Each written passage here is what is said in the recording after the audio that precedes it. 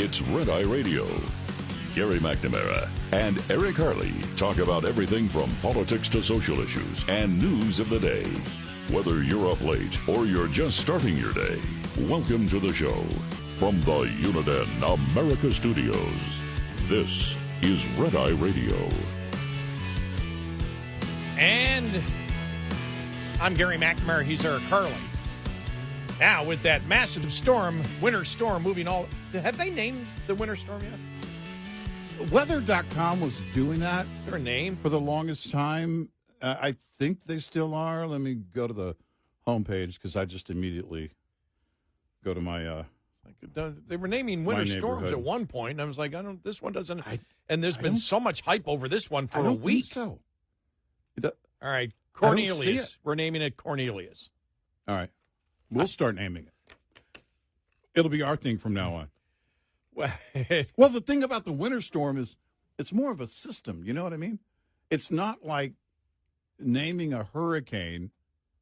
I mean, that's done for a reason. But when you name a winter storm, it's like, well, yeah, but if the system starts in the northwest and then comes down through the center, this is over a period maybe of days, and then goes through the center of the country and then back to the northeast. I mean, is that all one? I mean, are you going to name the jet stream? Hey, I know what you could call the jet stream. The jet stream. Well, get back to doing weather. You and I are chuckling because as we go through our day yesterday, I mean, the whole media reporting, this is what you need. There's a storm coming. Here's what you need: food, water, and clothes. Oh my gosh! It was from that is it was that you need even if there isn't a winter storm. Well, that was the thing. It was like I looked at this and I thought, oh, okay, now I have to save this story because it was foxweather.com. It was like, that's clickbait. And so what did I do? I clicked on it. What kind of stupidity do we have here? All right, number one on the list, water. By the way, you need that every day. Food, also, you need that every day. Personal items like your prescription meds. Which you need every day. You need those every day, too. Money. Why? You're not going anywhere. It's a winter storm. Now, if you want to get into the breakdown of it, and I don't know why they didn't do a better job. Water, in case something happens, your lines freeze, right? You don't have access to water coming into your home. Right. Food. Here's the thing. This one always gets me. You should have a 3-day supply. This is what it says. At least a 3-day supply of non-perishable foods. I've got 4 days in leftovers now. Well, what's funny about that I is... always have a pantry full, not for preparation, just because you don't know what you're going to cook next. What's funny about that was a discussion in the group text of my street. Yeah. And it was like... and the entire thing of non-perishable foods, it's like... And somebody brought it up, and I burst out laughing. Well, no, this is the time you can have perishable food. Just keep it out in the garage or outside. Well, here's the thing. On the prescription meds, it would be because if you can't get to the farm, they didn't get into this. I'll explain it to you. Because if you can't get to the pharmacy and say that your med that you need every day is about to run out, and then you think the power could be down for a few days, or the roads could be closed for a few days. Right? So you need to make sure you've got enough to get you through whatever that period is. Correct. Okay? But the thing is that then you go over to, all right, money. And they didn't explain it. Well, if the power goes out, I actually saw this happen one time. It was years ago. But the power went out, and they went to a calculator at the grocery store. And I was like, oh, this is not going to be good when you're doing your books later. And they stayed open so people could get something, get food, but they could only use cash. And they had to give, change. Oh, that's another thing. You're asking people to do math. But thanks to the calculator, they got through it. I just went in my wallet to see how much cash I had. Yeah. I had no idea. I usually have anywhere from $20 to $60 roughly. I have $140. I just checked. Yeah. I think I have I have 25. But that $140 was probably has been in there cash since last September. Well, here's the thing. I never use cash anymore. Because here's the other thing too.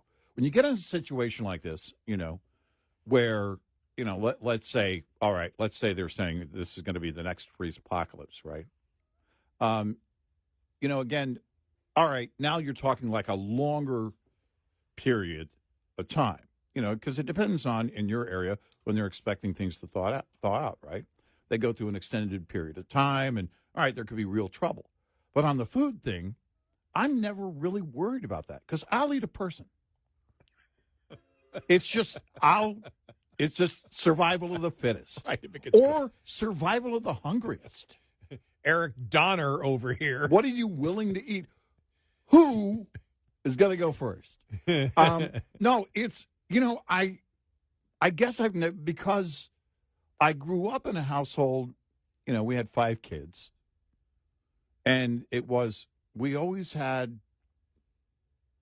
We weren't rich, but I mean. In fact, we're quite the opposite. But there was always, I never remember being running out of food or feeling like mom and dad were struggling to feed us. And in our house, there's always plenty in the pantry, only because, we like to cook. So you want to have everything on hand. And so you're always prepared because, you like to eat. And I've heard it's a requirement. Yeah, but something, when you bring that up, and you probably, I'm sure you'll agree with me with this, when I was young, when you get older, then you realize, my father worked and my mother, we had 5 kids, and all in a, very condensed period of time. Mm-hmm. And when you grow up, you realize, my God, I never wanted for anything, how they must have sacrificed everything in order for the kids never to have the feeling that you were ever wanting anything and they didn't have a lot of money. My birthday is 10 days after Christmas. And I was fully aware of it very early on that, look, dude, you're not going to get the guitar Christmas morning and the mini bike 10 days later. That's not going to happen. And I would always, it became almost a habit, almost a thing, actually.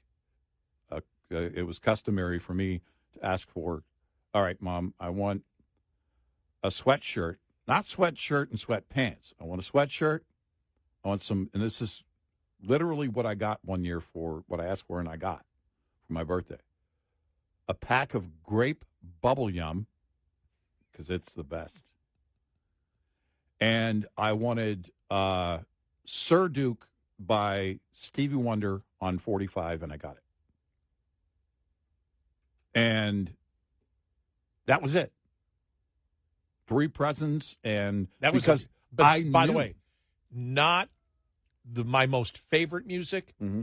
That was one hell of a great album by Stevie Wonder, was it not? Gosh, well, that was just so good. Yeah. But the point I'm trying to make is because you started out by saying it with the food and everything else with I never felt like ever, except for my brother's hand-me-downs as a kid. Well, there was that. You're getting the hand-me-downs. You're getting the hand-me-downs. But I never viewed that as being because they were struggling in any way. It was just you didn't waste. Right. You didn't waste clothes. Right. Just because your brother wore them. Right. And just because he was fat and you're not. Just a year before. You put on some sweatpants under those pants and they'll fit just fine. Now, I do remember, because, and only people my age would probably remember this, because probably they're in style now, but it used to be, it's the little things, like socks. and my mother would only buy us circus socks, and they're the socks with the rings around them, is what we called them. Where you couldn't wear in the late '60s, you couldn't be a teenage boy and wear circus socks. You just couldn't. Right. And my mother would constantly buy us circus socks, and we'd have to make sure that our jeans were over it, and we always got made fun of because McNamara's wearing circus socks. Might as well wear garanimals and underoos. Good luck getting punched in the face. But when you said that, though, it just reminded me again, and I've thought that many times in my adult career, how much they sacrificed for us, how they made things last, how there was always enough food, and they were counting pennies every single day. I remember getting my older brother's bell bottoms. I was so excited. This was just last year. And it was so, because I put them on, I was like, dude, we're doing this.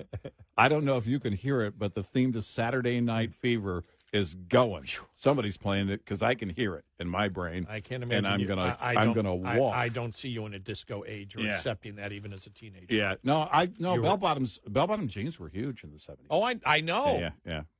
Can I admit the disco thing? Can I admit one thing and then we're going to move on? Yeah. I don't know if I can admit this. This is just too. Yeah, you can. We have to now. I had a pair of clogs.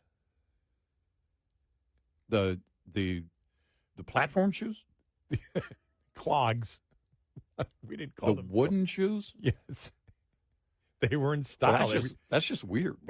Everybody wore them in the mid-'70s. Where did you live at that moment? Everybody had, all my buddies, everyone had clogs.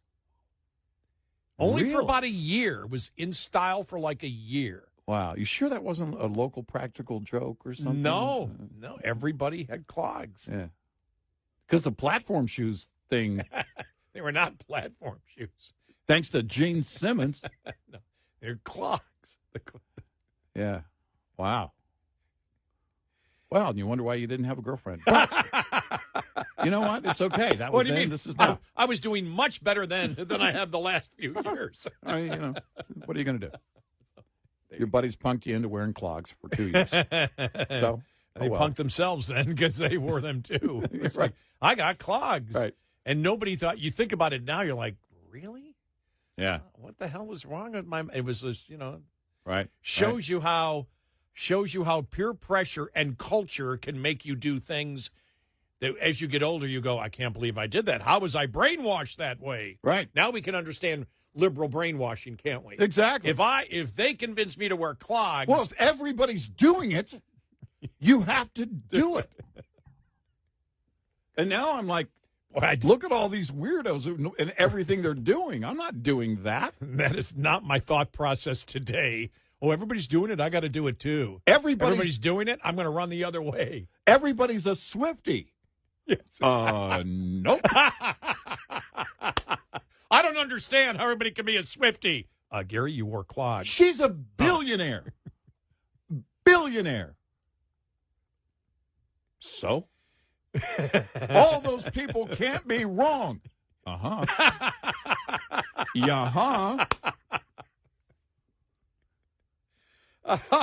All right, coming up. This sounds so boring, but it actually is important. 7 House Democrats break with Jeffries to pass the Department of Homeland Security funding bill. That's huge because I think now that part will get through. It's all going to be part of the spending bill. They may not. The Republicans may be able to, get some of the stuff they want through. Right. I don't know if they're going to. The subsidies thing is going to get through. That's still on the back burner. The Senate is on break until I think Monday. But to get the Department of Homeland Security and get 7 Democrats to vote that way. Oh yeah, that was a big deal. That shows me that in the Senate you're not going to have a senator go, no, we're not going to fund DHS. Right. Unless we're not going to fund the Department of Homeland Security unless they refuse to protect Homeland Security. If they refuse to protect Homeland Security, then we will fund them. But if they plan on actually using that money to do their jobs, we're not going to fund them. No, that's exactly the logic, right? The chasing its own tail logic right now with the Democrats. That's it right there. We are Red Eye Radio. Brought to you by FPPF, Fuel Power Max. Most owner-operators leased to larger carriers are paid on a per-mile basis or a percentage of revenue per load. The per-mile basis is most prevalent among larger fleets. Percentage at smaller. Pay per mile tends to dominate discussions about pay just because it's easier to measure, and pay per mile often is wrongly used as the deciding factor in leasing to a carrier. While pay per mile can be a vital factor, it's not a cure for every ill, nor does it mean a big settlement check is coming an owner-operator's way. Why? Because pay per mile always must be considered in balance with gross revenue as well as total costs. Gross revenue can include flat mileage pay that varies by length of haul, percentage revenue pay, and more. Most importantly, though, for every revenue dollar generated, only part of that dollar is profit. But for every extra dollar of cost saved, the entire dollar contributes to profit. Knowing and understanding your cost to operate is fundamental to understanding the true value of any pay package. Owner-Operator Business 101 is provided by Overdrive's Partners in Business program. Go to overdriveonline.com to the Partners in Business section of the website for more details on this and many other topics. Brought to you by Shell Rotella, with advanced synthetic technology is designed to help keep your rig running with more mileage and less maintenance. Lines open for your calls. 866-90-RED-EYE on Red Eye Radio.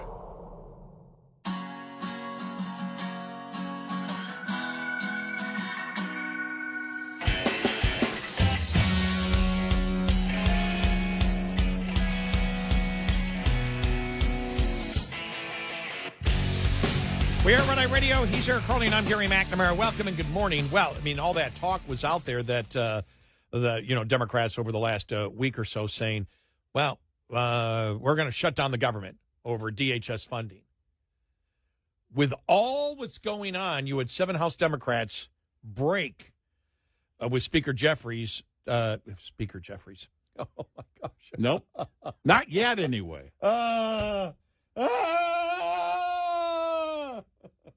House Minority Leader Jeffries. Yeah.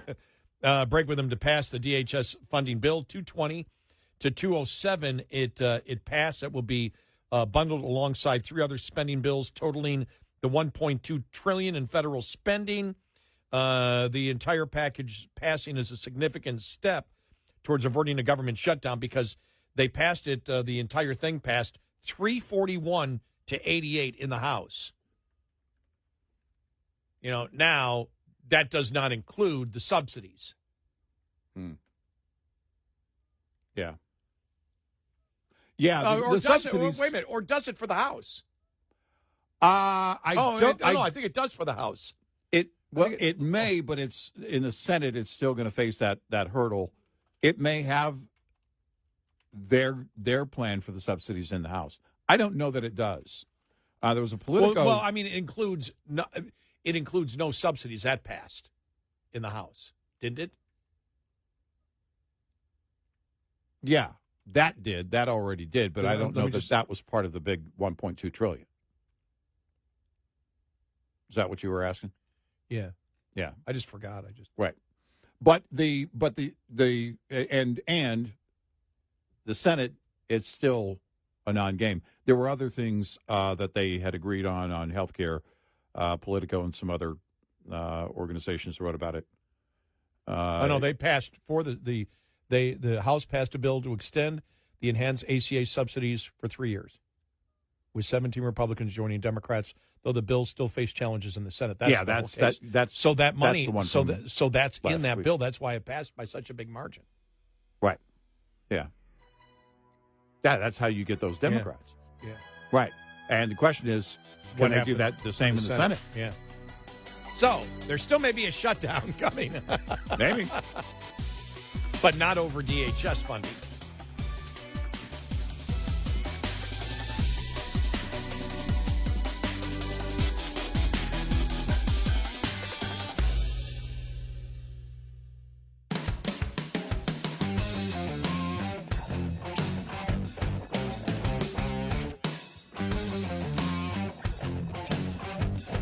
We have a line open. 1-866-90-RED-EYE. Red Eye Radio. And he is Eric Harley, and I'm Gary McNamara. Well, with this storm, across 40 states are saying. Potentially, we'll see what it actually does. Here in Texas, Governor Abbott says the power grid is, quote, stronger than it's ever been, end of quote. Yeah. Minnesota, by the way, is trying to ban the storm because it has the word ice in it. So we'll see whether that happens. We know what happened in 2021, and that's what a lot of people are, if you're worried about anything in Texas, it's what happened. It's what happened then. I've heard anywhere between, 40 and 60 milliwatts have been added. And so, to the grid since then. What the power source is, I don't know. Their biggest issue right now in our state, ERCOT, what their biggest project they're working on? All the AI companies coming in. Yeah. They're working on a plan in terms of the power that it's going to take for all those AI companies. And, that's got to be a great concern. So we'll see where that goes. But, yeah, Governor Abbott basically reassuring people, hey, the grid looks fine. ERCOT, early this week, that's the said that's our electric. Right. That's the grid. The grid operator. Yeah. Energy Reliance Council of Texas, right? Yes. They said early this week, we're good. Yeah, and people justifiably so are worried because of 2021. Yeah, right. It was horrendous what happened there. As we said, though, that's when, we had said, people say, oh, you're a Republican state. I don't care whether you call yourself Republican or Democrat. If you fell into the trap of solar and wind, if you relied so much on your grid with solar and wind that's inconsistent and doesn't work when it's cloudy and cold, doesn't matter whether you're a Republican or a Democrat. When you promote something and you enact something that Democrats are fully behind and you call yourself a Republican, I don't care. Well, it's what we said earlier. And we've been saying it for years. Everybody sticks their hand out when it comes to money from the government. So if there's an incentive to increase solar and wind from the federal government, all right. Yeah. And, of course, there were, there was also leverage that the federal government had put into place, which was ridiculous. After snowpocalypse, icepocalypse, Texas had to take measures to push back on that. But you should never be in a place where, and it's happened before, where they issue a concern where they say, listen, you need to be careful today with the amount of power you use because there's no sun over the solar panels or there's less wind in West Texas. We've had those days. We've had those days, and they actually put those warnings out. In a modern society, and with an AI society, you cannot have that. We're an energy-producing giant. Don't tell me that. Tell me, hey, it'll cost you extra, but keep your house as cold as you want in the summer and warm as you want in the winter. Because we're going to have plenty of energy, and it should, by the way, be cheap and reliable, but of course you're going to pay based on your usage. This is not hard. Yet, somehow the left has created this delusional thought that wind and solar can make it all work, can bring it all together. That's what we were waiting on, wind and solar. You and I have been joking about. Wow. Tell people, go show them a picture of a prop plane and tell them, hey, it's a wind-powered plane. Look, oh, yeah. It's a wind-powered plane. I really, you and I had this, we said are so many people in this country so ignorant that you could actually sell that. Yeah. And say we've now, how many people, what percentage of people would believe if you just had a picture of a propeller plane, whether a turboprop or regular gasoline engine plane, and convince them that it's a windmill plane that uses no energy at all because the wind turning the blades of the propeller provide the power for the plane. I've been joking for years about my solar powered tanning bed. Oh yeah, which is a lawn chair. Yeah,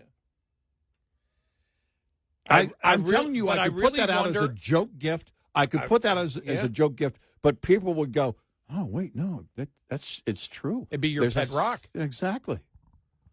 Now, the problem with it is that nobody tans anymore. I bet you could convince 20% of the people. Yeah.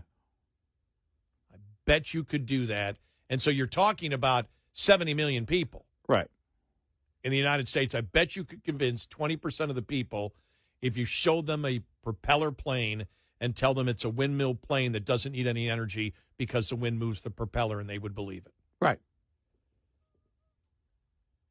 I mean, that's how. Look at the things you can sell. Ignorant, technically, we are in this nation. What did they protest against back in the day? Real fur, right? Wearing real fur, as they wore their leather. And so then they went to faux fur. Well, faux what? Faux fox? Why not faux puppy? Well, because that would be mean. Well, it's not real. This is the insanity. I'll never forget. No, I mean, it is there's zero logic. I actually, when I was doing music radio, absolutely true story. Faux Dalmatian. I had a news person, a woman news person, mm-hmm. who was just one day promoting how she doesn't eat meat. Yeah. She'll never kill an animal and everything mm-hmm. else. And she was going through this whole thing. Right. And she paused and I said, well, thank you so much. I really appreciate your opinion. By the way, I love your leather jacket. Yeah. Ouch. That smarts, doesn't it? Oh, man, the look on her face. Yeah. I'll never forget that. Right. It was like, because she was promoting, I don't eat meat and I don't do this because wonderful person, by the way. Right. Wonderful, wonderful person. Right. But never thought about the fact that she was wearing a leather jacket. She was so proud of that leather jacket. I go, nice leather jacket you're wearing there, by the way. Right. Just like, where'd that come from? Yeah, exactly. The leather tree. Right. No, it's a rubber tree. But then they got to faux leather. Yes. Which is faux cowhide. Well, why not faux human skin? I know that comes from a horror flick. But it's like vegans going in wanting to make tofurkey. Shut up, just eat the tofu. You really want the meat. Oh, it tastes just like meat. Have the meat. Especially, this is what I learned when I became a type 2 diabetic, especially when the plant-based meat has more carbs. Right. I just want to pretend that eating animals is okay. Yes. I don't really want to do it. A good thing. Let's talk about the good thing the Trump administration is doing. All right. Trump administration yesterday had JD Vance out there in Minneapolis. Yeah. Taking questions. Yep. This is something that they need to do over and over and over again. Understand that what's going on the left is very simple in Minneapolis. They take any incident that happens that they can get a picture with, tell a lie about it, and then the administration has to every single day justify that that's not what's going on. But by the time they get and talk about it, those images are plastered all over the place, even if they're incorrect information. Mm-hmm. So you do need somebody out there consistently. You need a marketing arm if you're going to do this, because you saw Trump the other day come out and say if any agent doesn't follow, any agent breaks the law, we're going to go after them. First time they've said that. J.D. Vance is being sent out there now, as they should have him out there. Trump doesn't need to be out there explaining this. This is a J.D. Vance thing. Right. And here's what J.D. Vance had to say yesterday to a question that ICE has been operating here for years. Well, what's going on here now? Why is there all this hype and hoopla? Here we go. ICE has been operating here for years with less pushback than we're seeing right now. And even the St. Paul police chief recently said, is there not a way to find common ground without scaring the hell out of people in the community? Those are his words. And I just wonder, with this Operation Metro Surge, is any part of it meant to send a form of political message to the leaders here in Minneapolis and the state of Minnesota? And I know you talked about you've been in touch with the governor's offices and the mayor's offices, but why have you not been able to speak to them directly? Have they not been willing to do so? Well, look, I have spoken to some of the people in Minnesota directly. I spoke to some of them today. I spoke to others in the past. And again, our staff has been in very direct contact with pretty much every official with any influence or any power in Minneapolis. But no, we're not trying to send a political message. We're trying to enforce the law. And unfortunately, what has happened is that as we've enforced the law, there's been this weird reaction, again, unique to this city. This is not a common thing across the United States of America. There's been a very unique, very Minneapolis-specific reaction to our enforcement of federal immigration laws. What I'm trying to do here today is understand why that is. What is it about Minneapolis that has become so chaotic? What are the specific types of cooperation that we need? Look, I don't need Tim Walz or Jacob Frey or anybody else to come out and say that they agree with JD Vance or Donald Trump on immigration. I just don't need that. What I do need them to do is empower their local officials to help our federal officials out in a way where this can be a little bit less chaotic and it can be a little bit more targeted. Like if we're trying to find a sex offender, tell us where the guy lives. Simple things like that, simple changes in how they're approaching immigration enforcement would make this work a lot better. It would make Minneapolis' streets a lot safer, and it would make this whole thing a lot less traumatic for this community. And, you know, and one of the other things that they were explaining yesterday, which is a good one because you hear all the time, they're going after American citizens. It's like, no, they're not. ICE isn't sitting there getting an American citizen and saying, oh, you're just an American citizen walking down the road or in your house. We're breaking your door down and we're grabbing you and we're sending you back as an American citizen to the country that you did not come from. Well, the story that the 5-year-old got arrested, and Vice President Vance addressed that, too. He's like, well, you know, I did some very quick research. I was like, well, wait a minute. What happened? What are we doing? And I looked into it, and it turns out the boy's father, who was targeted by ICE and is here illegally, ran from ICE, and he said, the agents weren't going to leave the boy out in the cold. He wasn't arrested.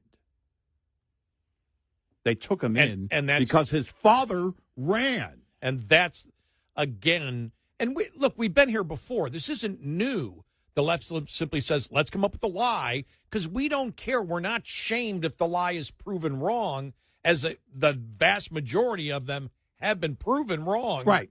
It doesn't matter.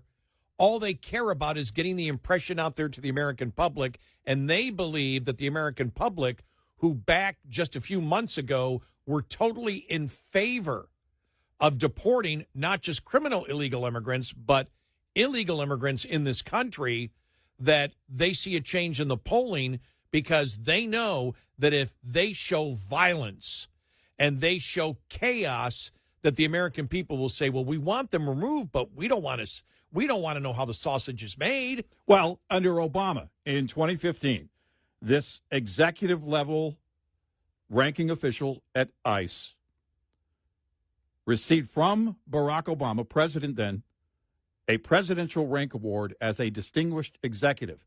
And the Washington Post called this executive, quote, said, this person deports people and he's really good at it. That person is Tom Homan, who is now Hitler. Yes. Same guy. We are Red Eye Radio. Get in touch with Red Eye Radio, toll free at 866-90-RED-EYE.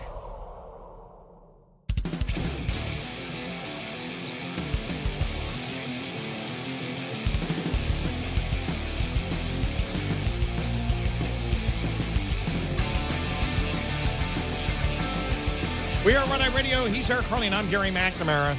Big football weekend. The AFC and NFC championship in the NFL, and then 2 weeks from this weekend, it is the Super Bowl. And, man, I'm telling you, you won't want to miss that halftime show. Bad Bunny is planning on wearing a dress For the 2026 Super Bowl halftime show, according to Radar Online, citing individuals familiar with the preparation, sources told Radar Online that Bad Bunny intends to wear a dress during the halftime show as a deliberate and provocative way of sparking controversy. He wants it as a tribute to queer icons, drag culture, and political resistance. Okay. A source said that the outfit is already in production. Quote, let them complain. The dress is already being sewn. Yeah, I have a question. Who is Bad Bunny? Well, I don't care.